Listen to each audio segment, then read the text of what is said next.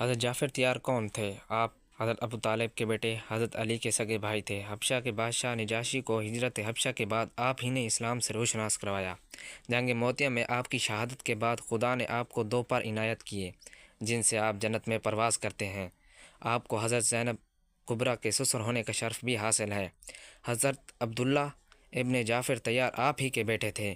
آپ کے پوتے اون، محمد اور عبداللہ واقعی کربلا میں شہید ہوئے۔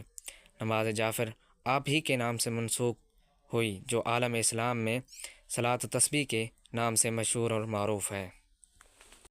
اللہ تعالیٰ کو بندے کی کون سی ادا پسند ہے؟ مولانا رومی فرماتے ہیں حضرت موسیٰ علیہ السلام نے اللہ تعالیٰ سے پوچھا کہ بندے کی آپ کو کون سی ادا پسند ہے کہ جس سے آپ بندے کو محبوب بنا لیتے ہیں؟ اللہ تعالیٰ نے فرمایا اے موسیٰ، جس طرح سے 3 سال کے بچے کو ماں کسی لرزش پر کان پکڑا کر لیتی ہے، نکل نہ لائق گھر سے، وہ نکل نہیں ہوتا بلکہ تنبیہ ہوتی ہے، وہ بچہ بجائے نکلنے کے ماں کے پیر سے لپٹ کر زار و قطار روتا ہے۔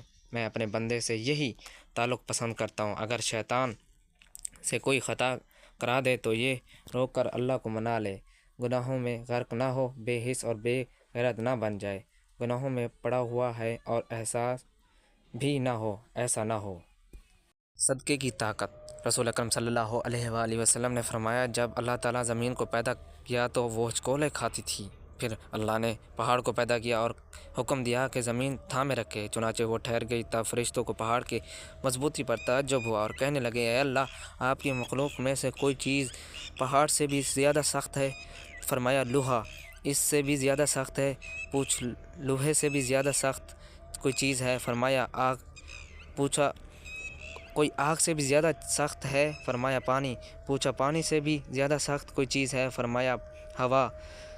پانی سے بھی زیادہ سخت ہے؟ پوچھا ہوا سے بھی زیادہ سخت کوئی چیز ہے؟ اللہ تعالیٰ نے فرمایا وہ آدمی جو اس طرح صدقہ دے کہ دائیں ہاتھ سے دے تو بائیں ہاتھ کو خبر تک نہ ہو۔ عرش کا سایہ نصیب ہونے والے 7 قسم کے افرادوں میں سے ایک وہ بھی ہے جو دائیں ہاتھ سے صدقہ دے تو بائیں ہاتھ تک خبر بھی نہ ہو۔ قبر میں انعام۔ حضرت شیخ شبلی رحمۃ اللہ بیان فرماتے ہیں کہ ایک دفعہ میرا ایک ہمسایہ فوت ہو گیا۔ میں نے اسے خواب میں دیکھا اور پوچھا تمہارے ساتھ اللہ نے کیسا معاملہ کیا؟ اس نے جواب دیا بڑا خوفناک منظر میرے سامنے آئے، منکر نکیر کے سوالات کا وقت بڑا کٹھن اور دشوار گزرا۔ اچانک مجھ سے کہا گیا دنیا میں تیری زبان بیکار رہی، اس لیے تجھے مصیبت آئی۔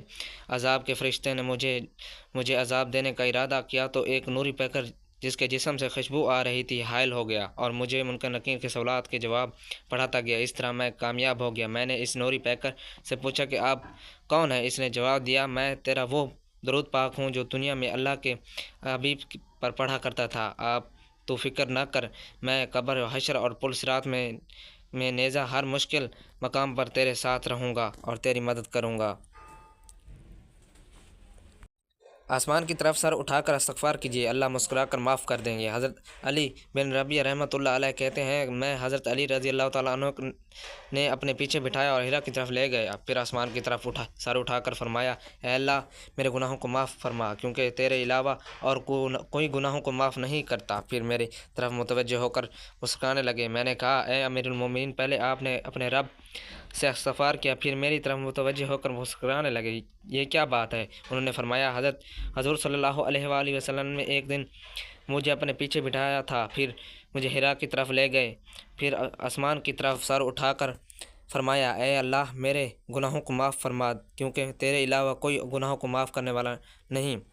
پھر میری طرف متوجہ ہو کر مسکرانے لگے تھے۔ میں نے رسول صلی اللہ علیہ وآلہ وسلم سے پہلے آپ نے اپنے رب سے استغفار کیا، پھر میری طرف متوجہ ہو کر مسکرانے لگے، اس کی کیا وجہ ہے؟ فرمایا میں اس وجہ سے مسکرا رہا ہوں کہ میرا رب اپنے بندے پر تعجب کر کے مسکراتا ہے اور کہتا ہے کہ اس بندے کو معلوم ہے کہ میرے علاوہ کوئی اور گناہوں کو معاف نہیں کرتا۔